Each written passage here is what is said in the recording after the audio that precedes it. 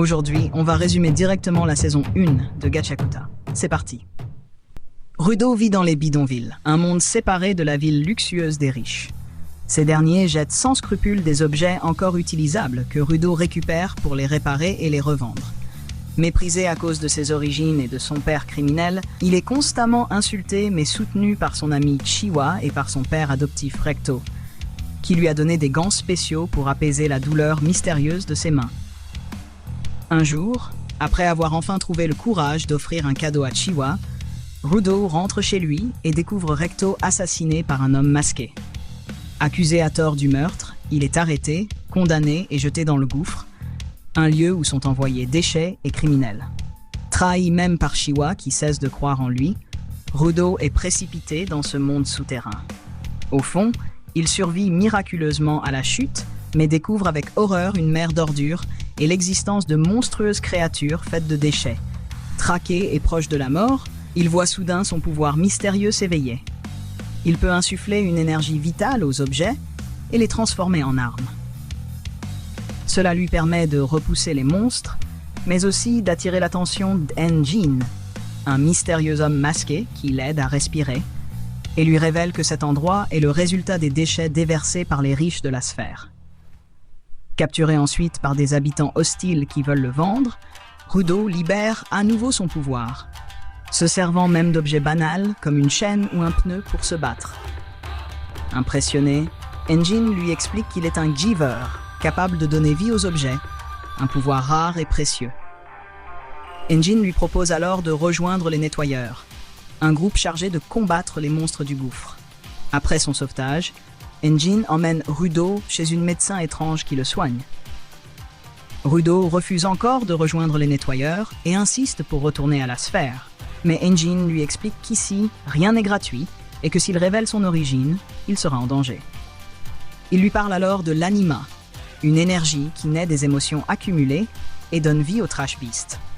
Seules des armes spéciales appelées instruments vitaux, manipulés par des givers comme Rudo, peuvent les vaincre.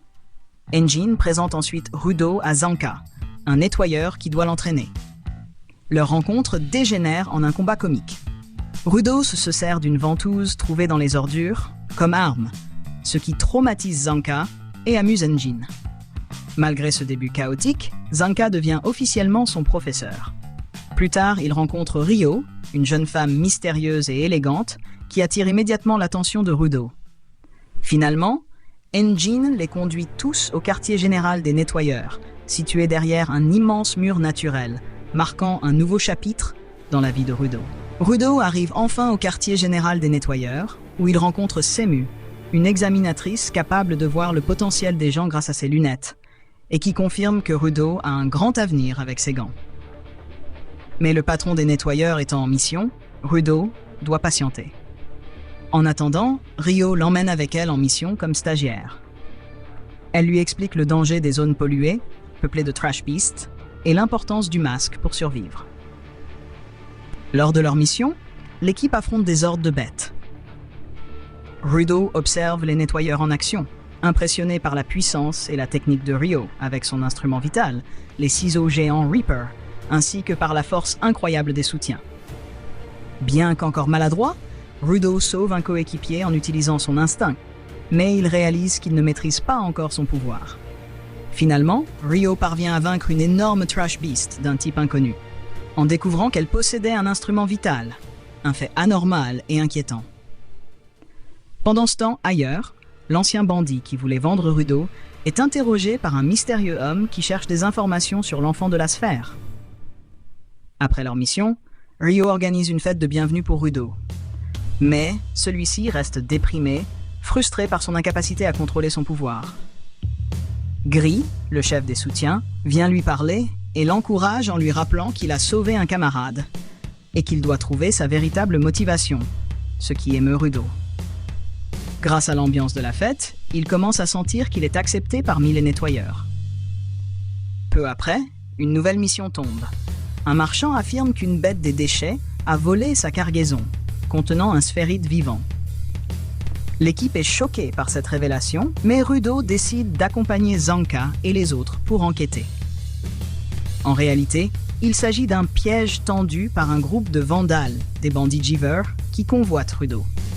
Leur stratagème isole l'équipe et lance un affrontement brutal.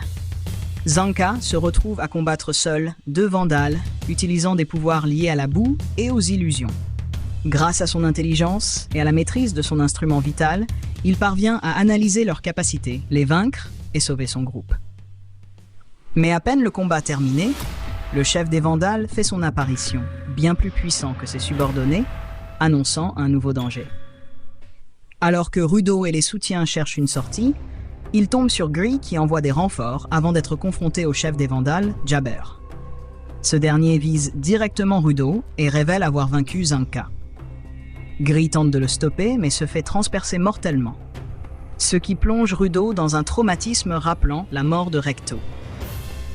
Sous l'impact émotionnel, le pendentif de Gree s'éveille et révèle le vrai pouvoir de Rudo, faire ressortir le potentiel caché des objets. Le pendentif devient un instrument vital défensif, permettant à Rudo d'esquiver toutes les attaques de Jabber. S'ensuit un duel intense où Rudo, d'abord sur la défensive, finit par contre-attaquer et prendre l'avantage grâce au talisman. Mais Jabber, fasciné, comprend la limite de ce pouvoir. Il ne réagit qu'aux attaques hostiles directes. Il décide alors de changer de stratégie et s'empoisonne lui-même avec ses propres griffes, déclenchant une neurotoxine qui risque de plonger dans un état incontrôlable. Après s'être empoisonné lui-même, Jabber entre en mode berserk et devient incontrôlable, attaquant tout autour de lui avec une force monstrueuse.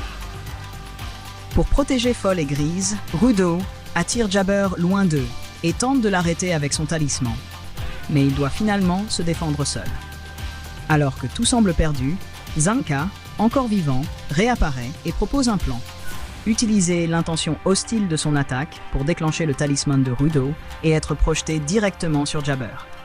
Ensemble, ils coordonnent leurs efforts et, grâce à plusieurs attaques combinées, Zanka réussit à assommer Jabber. Mais la victoire est de courte durée. Rudo réalise que son talisman se désintègre et il découvre en plus qu'il a été empoisonné par Jabber. Ce dernier, utilisant sa griffe gauche comme antidouleur, se relève encore plus fort et capture Rudo malgré les efforts de Zanka. Alors qu'il tente de l'emmener, Engine, Ryo et d'autres nettoyeurs arrivent en renfort et l'encerclent. Un affrontement final semble inévitable. Mais l'une des coéquipières de Jabber intervient et l'arrête en invoquant un portail de retraite. Avant de disparaître, Jabber reconnaît l'éveil spécial de Rudo et promet qu'ils se battront à nouveau. Après la bataille, Rudo sombre dans la culpabilité en pensant avoir perdu Grise, mais découvre avec soulagement qu'il est toujours en vie grâce à l'équipe médicale et surtout à la guérisseuse Esha. Réconforté, il accepte enfin que le talisman de Grise ait accompli son rôle. Peu après, il rencontre Corvu, le chef des nettoyeurs, qui l'accepte officiellement dans leur rang et lui révèle l'existence de la frontière. Barrière mortelle séparant la sphère de la surface. Certaines personnes parviennent pourtant à la franchir, et Rudo y voit son seul espoir de retour. Trop pressé, il tente de partir seul vers le No Man's Land, mais Engine le retient, affirmant qu'il doit d'abord s'entraîner, étudier les pillards et apprendre à mieux contrôler son pouvoir.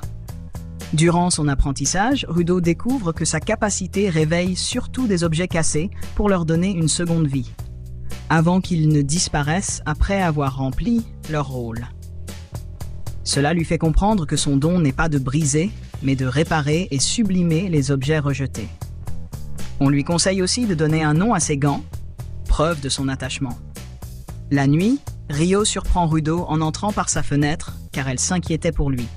Elle découvre l'état de ses mains, couvertes de blessures, et comprend que ses souffrances viennent d'un lourd passé. Le lendemain, Engine explique à Rudo que chaque nettoyeur doit porter un masque pour entrer dans le No Man's Land, et qu'un artiste excentrique fabrique le sien. En attendant, ils doivent aussi trouver un Jeever capable de peindre des sorts protecteurs.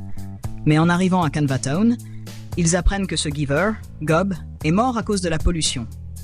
Gob avait toutefois désigné un successeur, la jeune Remlin.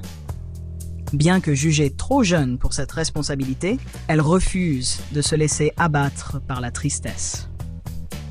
Pour honorer la mémoire de Gob, elle utilise son pinceau magique et transforme la ville en un spectacle de feux d'artifice colorés.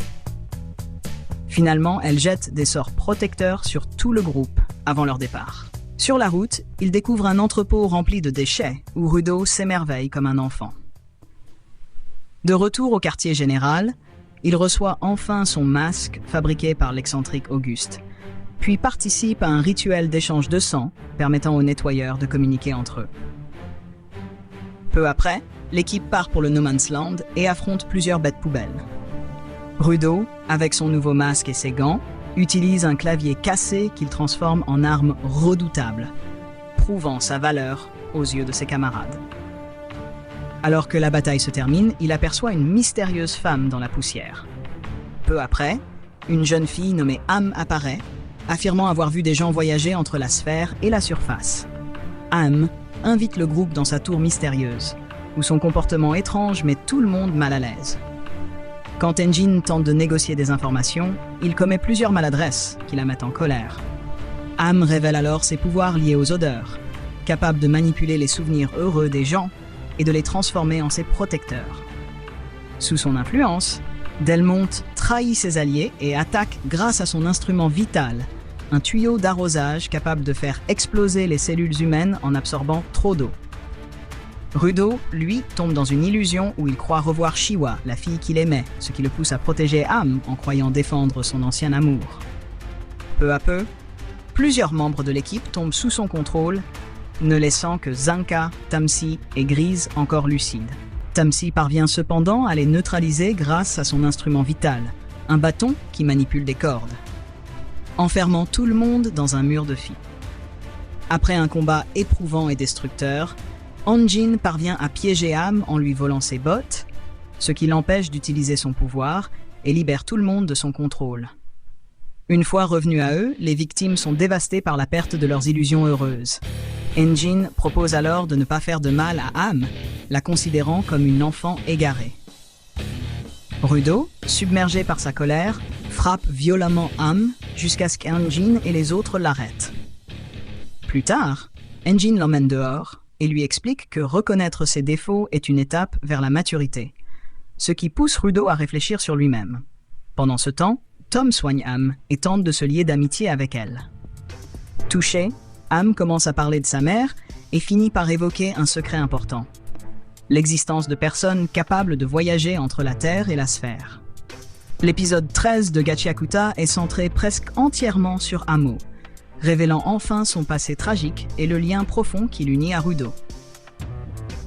L'épisode commence par un flashback sur l'enfance d'Amo. On découvre qu'elle a grandi avec une mère cruelle, indifférente à son bonheur. Un jour, cette mère la vend à un homme sinistre, un trafiquant d'enfants. Amo, naïve et en quête d'amour, croit aux mensonges de sa mère et de cet homme, pensant qu'il va réellement prendre soin d'elle. L'homme l'enferme dans une tour isolée et commence à la manipuler psychologiquement, la convainquant qu'il l'aime.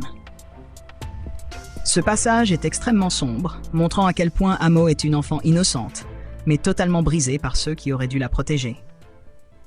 Un jour, des individus masqués font irruption dans la tour et neutralisent son ravisseur. Parmi eux se trouve un mystérieux homme ailé, qu'Amo prend pour un ange. C'est lui qui lui offre les bottes spéciales, en lui disant qu'elles combleront le vide dans son cœur. Ces bottes deviendront plus tard son arme principale. L'homme ailé s'envole ensuite avec elle vers la sphère, laissant planer de nombreuses questions sur son identité et ses intentions. De retour dans le présent, Amo raconte toute son histoire à Rudo et au groupe. On comprend alors que le même homme masqué qui a donné les bottes à Amo est aussi celui qui a tué Recto, le mentor de Rudo. Cette révélation réveille la rage de Rudo, déterminé à se venger. Amo et Rudo ont alors une conversation profonde.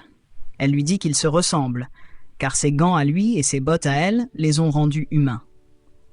Les deux portent un lourd passé et cherchent à se reconstruire. Rudo finit par lui tendre la main, lui proposant de créer de vraies connexions humaines au lieu de rester seul. Amo, touché, décide cependant de ne pas partir avec eux tout de suite, voulant d'abord régler certaines choses. Avant de se séparer, ils échangent une promesse symbolique de sang, marquant leur amitié. Mais après le départ de Rudo, Amo est attaqué par Jabber, qui lui vole les bottes. L'épisode se termine sur une scène inquiétante. Le chef des Vandales se lève enfin de son siège en disant qu'il est temps d'agir, annonçant de grands bouleversements à venir. Et ainsi se termine notre résumé de la saison 1 de Gachiakuta. Merci d'avoir regardé.